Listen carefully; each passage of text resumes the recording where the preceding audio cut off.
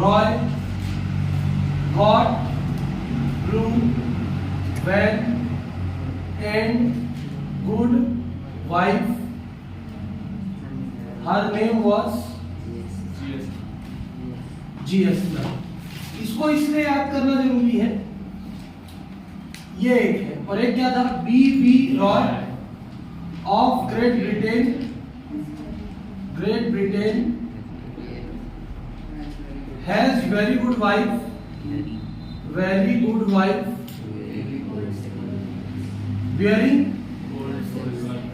gold silver necklace.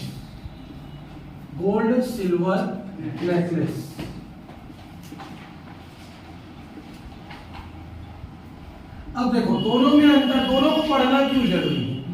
यहां classify कर रहा है कि इस G और S का मतलब गोल्ड और सिल्वर है, ठीक, और 1, 2 और 3 डोबी को ये क्लासिफाई कर रहा है ब्लैक, ब्राउन और ब्लू। तो तुम लोग दोनों को मिला के पढ़ सकते हो। Black brown Roy got blue van and good wife wearing gold silver necklace. वो दो अलग अलग है, उसको यहां से तोड़ के यहां से जोड़ देना उसको, तो कलर का नेम याद हो जाएगा।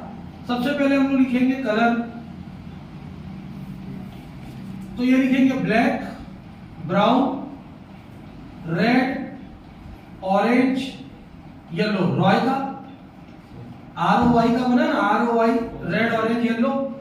येलो के बाद क्या आ जाएगा, ग्रीन, ब्लू, वायलेट,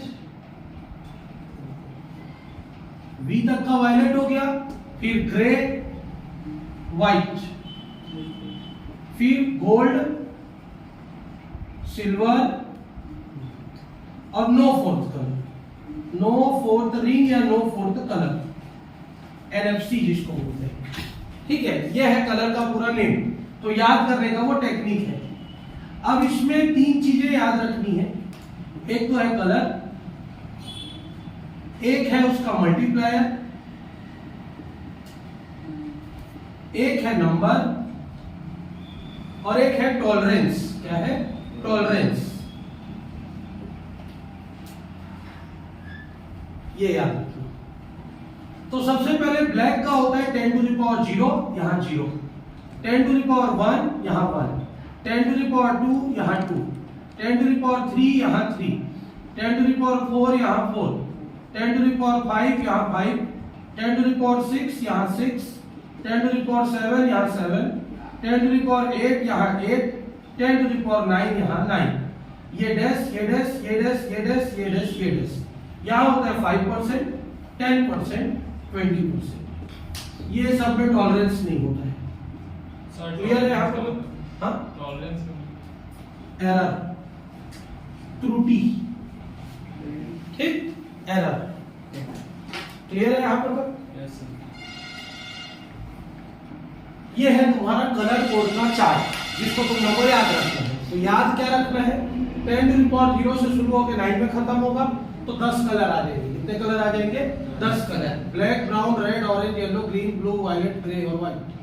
उसके बाद 3 गोल्डन, सिल्वर और नेकलेस, या गोल्ड, सिल्वर और नेकलेस का हम लोग क्या निकालते हैं, परसेंटेज। ये परसेंटेज क्या है, एरर परसेंटेज है, कि उसमें कितना एरर है, या उसको अपन क्या बोलते हैं, टॉलरेंस। क्लियर है यहाँ पर?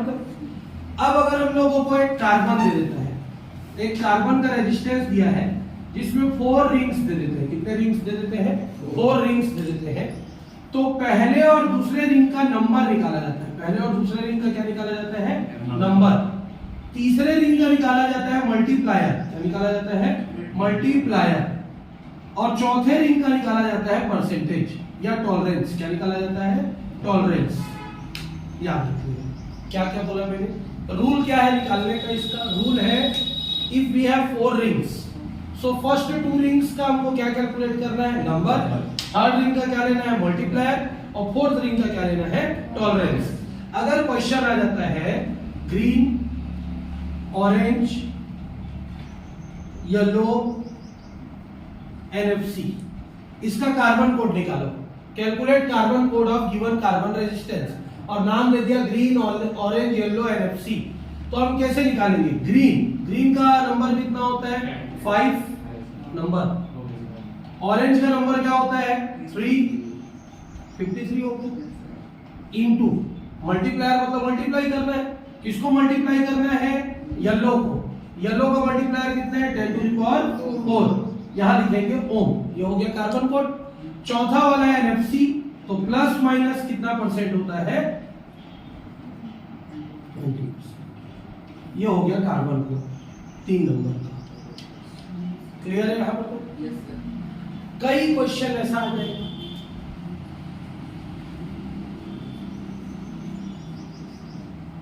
ब्लू,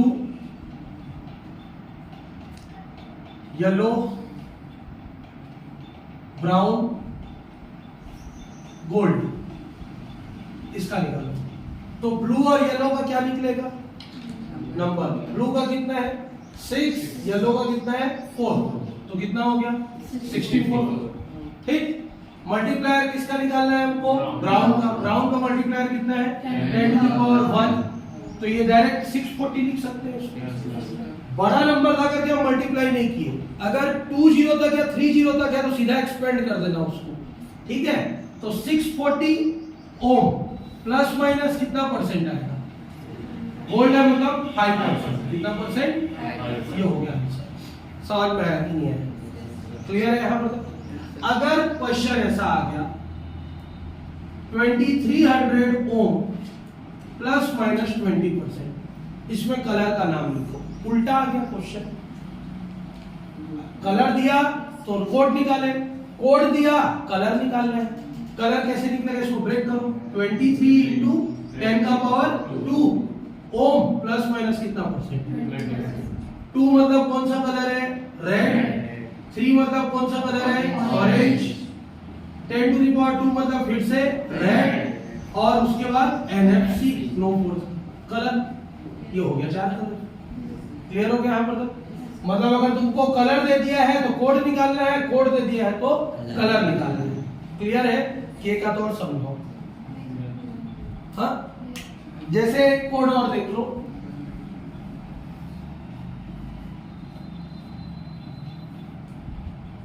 ग्रीन, व्हाइट, येलो, चौथा कलर दिया ही नहीं दिया, मतलब अपने आप एनएफसी हो गया। 3 दे दिया है और चौथा नहीं दिया है, तो वहां पे ये नहीं बोल रहा है कि सर फोर्थ रिंग गायब है, उसका मतलब है कि नो फोर्थ कलर, तो है ही नहीं चौथा कलर, या तो बोलेगा नो फोर्थ कलर, या अगर दिया ही नहीं है मतलब उसको तुमको मानना पड़ेगा कि चौथा कलर है ही नहीं, चौथा कलर नहीं है मतलब यही लेके बनाना है उसको क्वेश्चन। तो ग्रीन का कितना देता है अपने को 5, व्हाइट का कितना दिया अपने को 9 इंटू येलो का कितना दिया अपने को 10 to the power 4 plus minus कितना आंसर आ जाएगा 20%। समझ में आया कि नहीं आया यहाँ पर? इस तरीके से हम क्या कैलकुलेट कर सकते हैं कार्बन कोड, इसको क्या बोला जाता है कार्बन कोड। हेडिंग दिए थे उस दिन कार्बन कोड का, पॉज करो नोट करो, किसी भी 2 एग्जांपल को नोट। 6 लोगों को सी टाइप करवा दिया एंड्रॉइड के, घर में भर भर से एंड्रॉइड पे चल रहे। रेजिस्टेंस का सिंबल क्या होता है, ये सिंबल है रेजिस्टेंस का। रेजिस्टेंस का कॉम्बिनेशन कितने प्रकार का होता है, 2 प्रकार का, सीरीज और पैरेलल। सीरीज कॉम्बिनेशन में क्या होता है, अगर हम लोग मोर देन 1 रेजिस्टेंस ले लेते हैं, मोर देन 1 रेजिस्टेंस ले लेते हैं, let first resistance is R1, second resistance is R2, third resistance is R3, और इस तीनों रेजिस्टेंस को इस तरीके से लेते हैं कि पहले रेजिस्टेंस के दूसरे एंड को दूसरे रेजिस्टेंस के पहले एंड से ज्वाइन कर देते हैं, पहले रेजिस्टेंस के दूसरे एंड को दूसरे रेजिस्टेंस के पहले एंड से ज्वाइन कर देते हैं, और दूसरे रेजिस्टेंस के दूसरे एंड को तीसरे रेजिस्टेंस के पहले एंड से ज्वाइन कर देते हैं। तो हमारे सामने जो कॉम्बिनेशन क्रिएट होता है वो कॉम्बिनेशन क्या कहलाता है, series combination. Means when first and of second resistance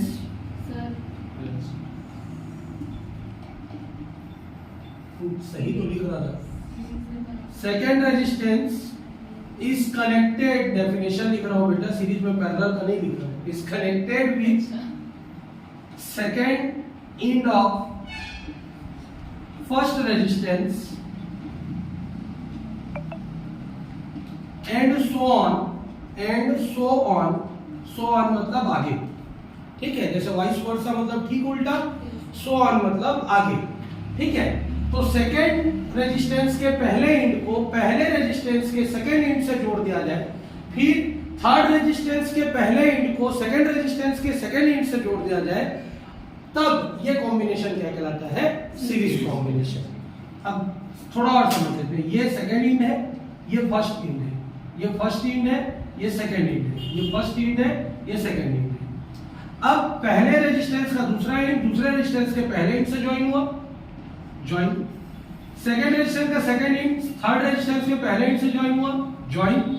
और उसके बाद इस कॉम्बिनेशन को जब बैटरी की और बल्ब इससे ज्वाइन कर दिया जाए तो ये कॉम्बिनेशन क्या कहलाता है? हमारा सीरीज कॉम्बिनेशन। क्लियर है कि नहीं है? यहाँ पे सो ऑन का मतलब भी क्लियर है। थोड़े से वर्ड्स वैसे लिखने पड़ेंगे।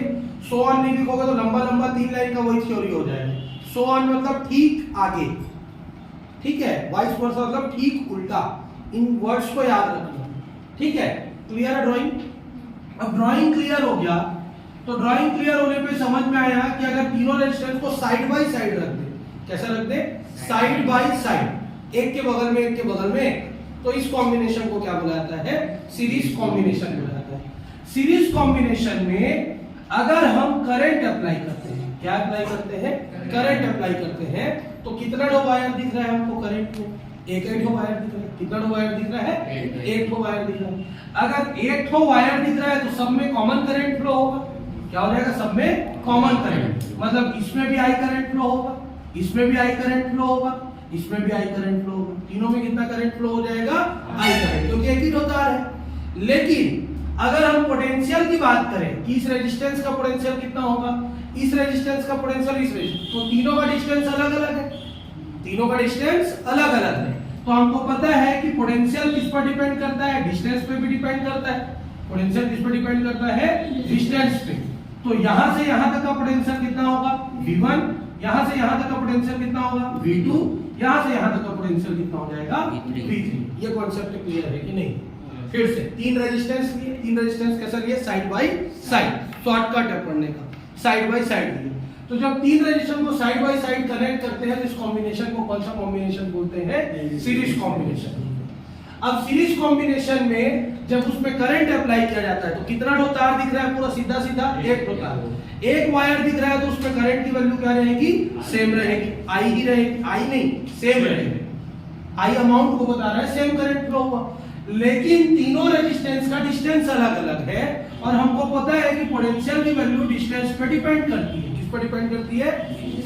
तो पहले डिस्टेंस के लिए पोटेंशियल V1, दूसरे डिस्टेंस के लिए पोटेंशियल V2, तीसरे डिस्टेंस के लिए पोटेंशियल क्या हो गया? V3। यहां तक क्लियर है कि नहीं?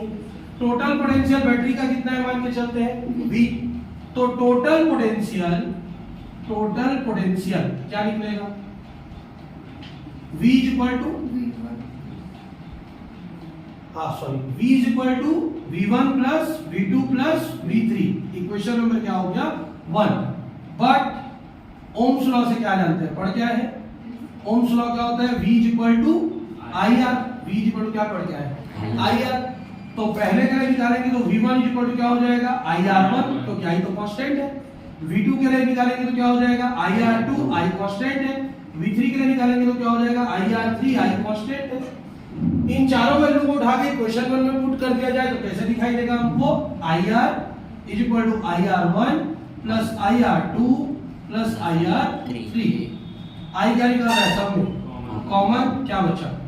R1 plus R2 plus R3। I और I, so R is equal to क्या हो गया? R1 plus R2 plus R3। मतलब तीनों रेजिस्टेंस को सीरीज कॉम्बिनेशन में हम डायरेक्ट जोड़ देते हैं।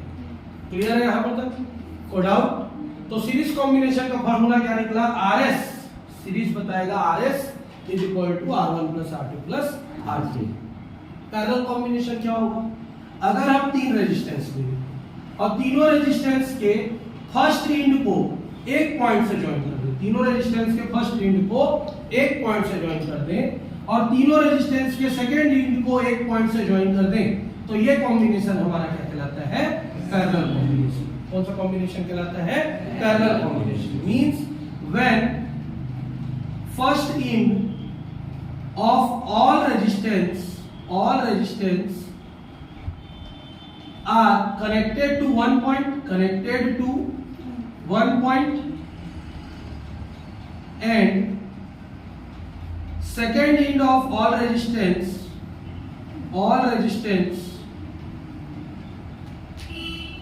connected to another point, then this combination is called क्या? Parallel combination. इसमें क्या हो रहा है, एक के बाद एक कनेक्ट हो रहा है, लेकिन इसमें वैसा नहीं है, सबको उठा के एक साइड, दूसरे को उठा के दूसरे साइड। तो इस कॉम्बिनेशन को हम लोग क्या बोलेंगे? पैरेलल। इसमें साइड बाय साइड है और इसमें ऊपर से नीचे जाना है अपने को, एक के नीचे एक। क्लियर है? और जब इसको हम लोग किससे जोड़ देंगे? बैटरी से। क्या लगा के? की। क्या लगा के? बल्ब। तो ये कॉम्बिनेशन हमारा क्या कहलाएगा? Parallel combination. इस कॉम्बिनेशन में तीनों रेजिस्टेंस का डिस्टेंस सेम हो गया। डिस्टेंस सेम हुआ मतलब पोटेंशियल की वैल्यू क्या हो जाएगी? सेम रहेगी। पोटेंशियल चेंज नहीं होगा क्योंकि डिस्टेंस सेम आ रहा है तीनों का। लेकिन क्या चीज चेंज हो गया इसमें? करंट। 3 वायर हो गया यहाँ पर से। कितना वायर हो गया? 3 वायर हो गया। पहला वायर क्या जाएगा? I1, दूसरा वायर क्या जाएगा? I2, तीसरा वायर क्या जाएगा? I3। तो टोटल करंट निकलेगा। टोटल करंट कितना निकलेगा? I is equal to I1 plus I2 plus I3, but from Ohm's law से क्या जानते हैं?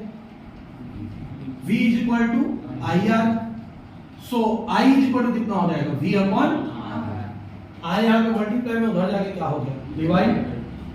I1 is equal to क्या हो जाएगा? V upon, क्योंकि V तो कांस्टेंट है सबके लिए। I2 is equal to क्या हो जाएगा? V upon और I3 is equal to V upon। इन सभी वैल्यू को इसमें पुट कर देते हैं तो कैसे दिखेगा? V upon R is equal to V upon R1 plus V upon R2 plus V upon R3। सब में क्या कहूँगा? V क्या बचा? 1 upon R1 plus 1 upon R2 plus 1 upon R3। क्या कैंसिल? V और V। तो 1 upon R is equal to कितना हो गया? 1 upon R1 plus 1 upon R2 plus 1 upon, ये किसका फॉर्मूला हो गया? Parallel combination. क्लियर है यहाँ पर तक? तो पैरेलल कॉम्बिनेशन में इसका आंसर ये आता है, सीरीज कॉम्बिनेशन में आता है। कंफ्यूज करते हैं। अगर कैपेसिटर ले लेते हैं, क्या ले लेते हैं? कैपेसिटर।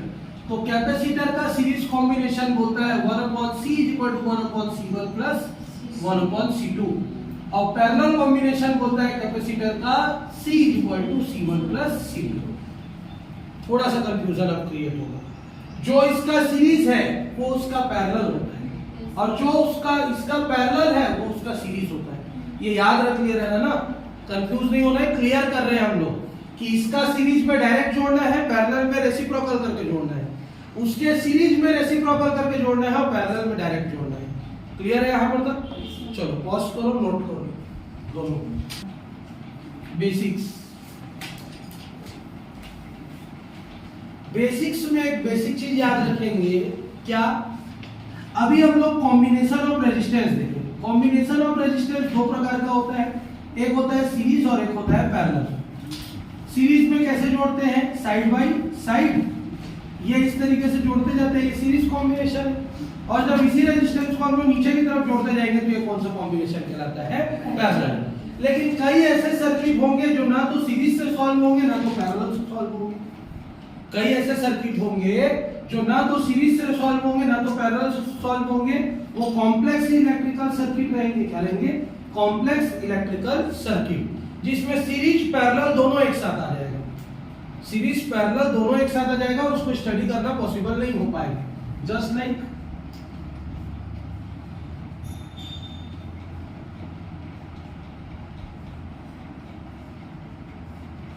अब ऐसा आगे सर्किट।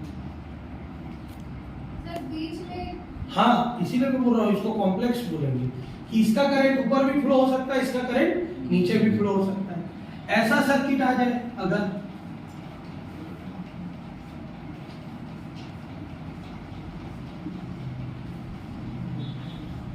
अब ये भी कॉम्प्लेक्स हो गया, मतलब more than one battery connected है। ठीक है, इसमें बीच में बैटरी कनेक्टेड है। अगर सिंपल रहता तो कैसा रहता? ऐसे ऐसे ऐसे और इसके बाद इसको कनेक्ट करके इधर बैटरी, ये सिंपल सर्किट है। या ऐसे, इधर ऐसे, फिर ऐसे, फिर ये ऐसे, ये सबको कनेक्ट करके इधर बैटरी, ये सिंपल सर्किट है। लेकिन हमने क्या किया, बैटरी रेजिस्टेंस फिर टोटल रेजिस्टेंस। तो रेजिस्टेंस 3 तो दिख रहा है, बैटरी 2 तो दिख रहा है। किसको कहां देना है करंट, किसको कहां से करंट लेना है, ये सिंपलीफाई नहीं हो रहा है। तो ऐसे सर्किट को सिंपलीफाई करने के लिए 1841 में, कौन से ईयर में, 1841 में आए रॉबर्ट गस्टव किरचॉफ। कौन है, रॉबर्ट गस्टव किरचॉफ, और इन्होंने अपना लॉ दिया किरचॉफ। ये पेपर में इस साल आ चुका है, पेपर में व्हाट इज किरचॉफ लॉ, ठीक है। जनरली न्यूमेरिकल आता है, लेकिन इस साल किरचॉफ लॉ दिया था। तो जितने भी कॉम्प्लेक्स इलेक्ट्रिकल सर्किट होते हैं, उन इलेक्ट्रिकल सर्किट को सिंपलीफाई करने के लिए, क्या करने के लिए, सिंपलीफाई करने के लिए रॉबर्ट गस्टव किरचॉफ नेम साइंटिस्ट ने अपना लॉ बनाया। इस लॉ को क्या बोलते हैं, किरचॉफ लॉ। उन्होंने टोटल 2 लॉ दिए थे, केसीएल और दूसरा दिया था KVL, Kirchhoff voltage law, Kirchhoff current law, Kirchhoff current law, Kirchhoff voltage law, ठीक है। ये दोनों लॉ को पढ़ना है। इसके बाद इसमें एक और लॉ आता है जो अलग से व्हीटस्टोन नेम साइंटिस्ट ने दिया था। किसने दिया था, व्हीटस्टोन नेम साइंटिस्ट ने, जिसको व्हीटस्टोन ब्रिज बोलते हैं। ये तीनों लॉ को पढ़ेंगे तब न्यूमेरिकल बनता है। ये दोनों लॉ और इसके बेसिस पे तीसरा लॉ व्हीटस्टोन ब्रिज। ये इंग्लैंड के प्रोफेसर थे। कहां के प्रोफेसर थे, इंग्लैंड के प्रोफेसर थे, प्रोफेसर व्हीटस्टोन, ठीक है, जिन्होंने जस्ट 1 साल बाद ये लॉ दिया। वो 1841 में दिया था, 1842 में दिया, और इसमें एक ब्रिज बनाया जिसमें अननोन रेजिस्टेंस की वैल्यू निकाली जा सकती थी। किसकी वैल्यू निकाली जा सकती थी, अननोन रेजिस्टेंस की, मतलब रेजिस्टेंस का वैल्यू निकालने के लिए। इन्होंने तो कॉम्बिनेशन बनाने के लिए बनाया था लॉ को, सिंपलीफाई करने के लिए। लेकिन इन्होंने क्या किया, अगर हमको अलग अलग रेजिस्टेंस दे दिया जाए और किसी एक रेजिस्टेंस की वैल्यू निकालने के लिए बोली जाए तो कैसे निकाल सकते हैं, उसके लिए इन्होंने ब्रिज बनाया। इन तीनों लॉ को पढ़ने के लिए हमको क्या पढ़ना जरूरी है, बेसिक्स। ये सारा लॉ हम लोग मंडे को पढ़ेंगे, लेकिन सबसे पहले बेसिक पढ़ेंगे। वो बेसिक तुम लोग को याद होना चाहिए। जैसे मैंने उस दिन शॉर्टकट बताया था, भले ही आधे लोग पढ़ के आए, आधे लोग नहीं पढ़ के आए, वैसे आज का बेसिक तुम लोग जब तक याद नहीं रखोगे वो नेक्स्ट डे का क्लास समझ में नहीं आएगा, ठीक है। तो पहला नंबर का बेसिक स्टार्ट होता है जंक्शन से। कहां से स्टार्ट होता है, जंक्शन। नाम सुने हो जंक्शन, रेलवे जंक्शन, सबसे इंपॉर्टेंट जंक्शन तो वही सुनते हैं, ठीक। जंक्शन क्या होता है मेरे को समीर बताएगा। यस सर बोल रहा है, चल बता। जंक्शन होता क्या, रेलवे जंक्शन क्या होता है, मेन, कैसे मेन होता है वहां पे,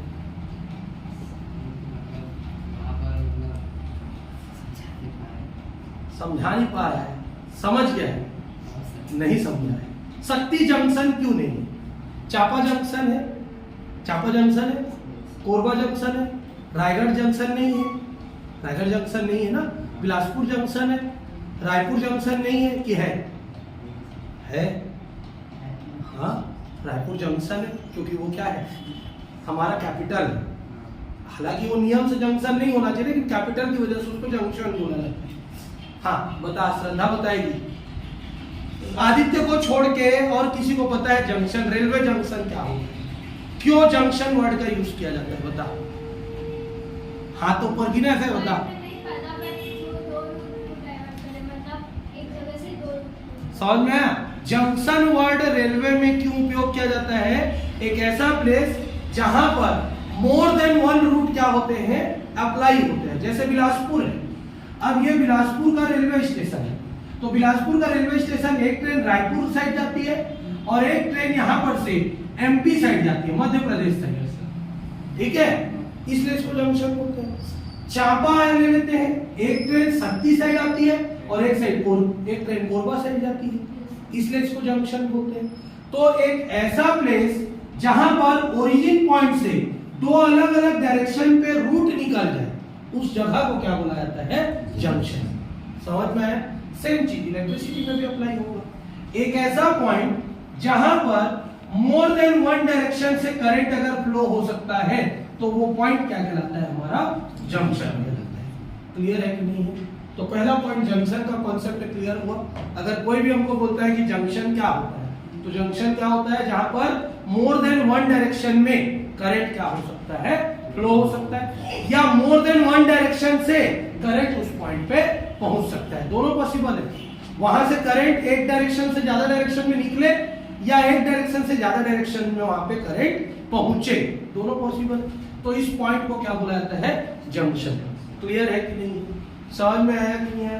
रायपुर को जंक्शन क्यों बोलते हैं अब ये भी बता देता हूं। रायपुर से भी दो साइड से ट्रेन निकलती है, एक आती है बिलासपुर रूट में और एक जाती है उड़ीसा रूट में। कौन से रूट में, उड़ीसा, महासमुंद होते हुए। महासमुंद होते हुए वो उड़ीसा निकल जाती है ये ट्रेन, दो ही ट्रेन जाती है बस, ठीक है। रंगोपति एक्सप्रेस बोलते हैं, उड़िया नाम है। लिंक एक्सप्रेस सीधा नहीं जाता है, सीधा ही निकल जाता है, दुर्ग से पहले जाता है, ठीक है। दुर्ग से एक ट्रेन निकलती है जो रायपुर से डाइवर्ट होती है। किससे डाइवर्ट होती है, रायपुर से। वैसे दुर्ग से दो ट्रेन डिवाइड होती है, दुर्ग से जाती है विशाखापट्टनम, वो लिंक एक्सप्रेस, वो भी उड़ीसा ही जाएगी उधरी से, लेकिन वो उधर से डाइवर्ट होती है, ठीक है। डोंडी लोहरा होते हुए जाती है, ठीक। क्लियर है यहाँ पर तक? जंक्शन कॉन्सेप्ट क्लियर हुआ। जंक्शन कॉन्सेप्ट में इलेक्ट्रिसिटी का कॉन्सेप्ट क्लियर हुआ। सेकेंड आ जाता है, अब अगर ये जंक्शन, इस जंक्शन में करंट्स आ रही है, जंक्शन में करंट क्या हो रही है, आ रही है, तो जंक्शन में करंट की वैल्यू इंक्रीज होगी कि डिक्रीज होगी, इंक्रीज होगी। मान के चलते यहाँ से 2 एम्पियर करंट है, यहाँ से 1 एम्पियर करंट है, यहाँ से 5 एम्पियर करंट है, तो यहाँ पे कितना एम्पियर करंट हो गया, 8 एम्पियर का करंट हो गया। मतलब अगर करंट जंक्शन में आता है, current coming towards the junction, then the value of current increases. तो जब करंट में जंक्शन में करंट आएगा तो करंट की वैल्यू को हम लोग किससे डिनोट करेंगे, प्लस साइन से, क्योंकि वैल्यू को बढ़ाता जा रहा है। लेकिन अगर कोई सा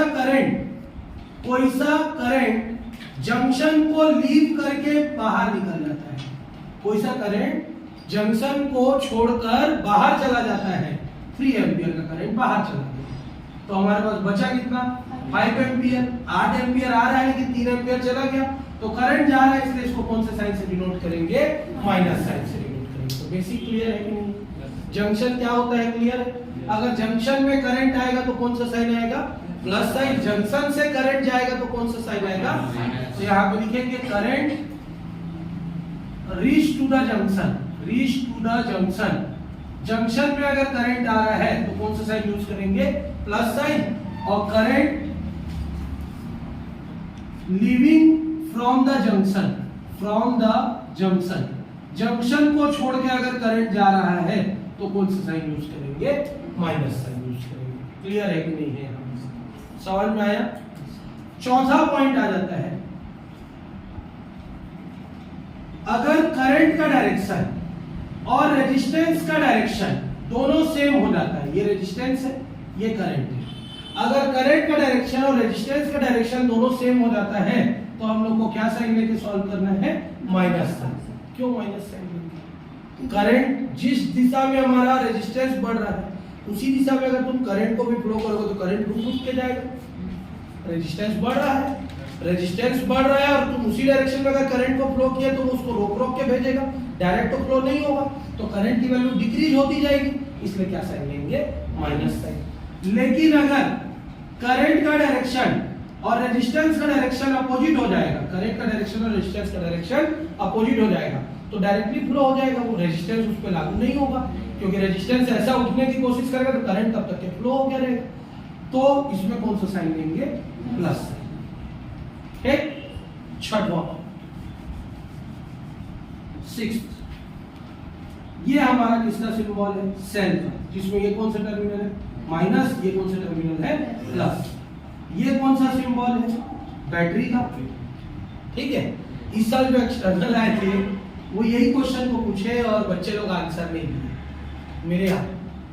ये दोनों ड्राइंग को बना दिए, ये किसका सिंबल है बोले तो बैटरी, ये कौन सा सिंबल है, बैटरी। तो दोनों बैटरी में फिर अंतर क्या है, नहीं बताता। ठीक है, सेल को बैटरी बोल सकते हैं, लेकिन अंतर क्या है, ये सिंगल सेल है, ये डबल सेल है।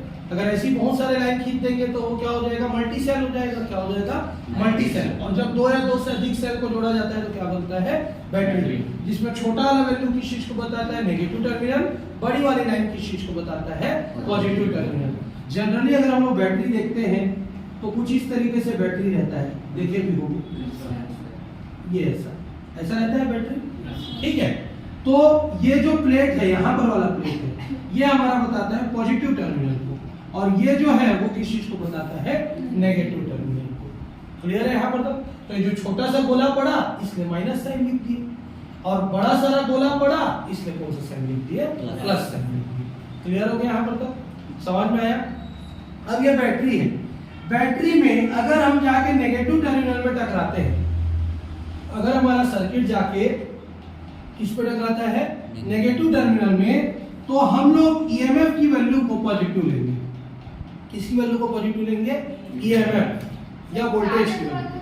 सर्किट जैसे अगर हम लोग सर्किट चलाएंगे, आगे पढ़ेंगे सर्किट कैसे चलता है, जब सर्किट को रन करेंगे और जाके हमारा सर्किट किस पे टकराएगा, नेगेटिव टर्मिनल में, तो हमारा ईएमएफ का वैल्यू क्या हो जाएगा, पॉजिटिव। और अगर सर्किट जाके किस पे टकराएगा, पॉजिटिव टर्मिनल में, तो ईएमएफ की वैल्यू क्या हो जाएगी, नेगेटिव।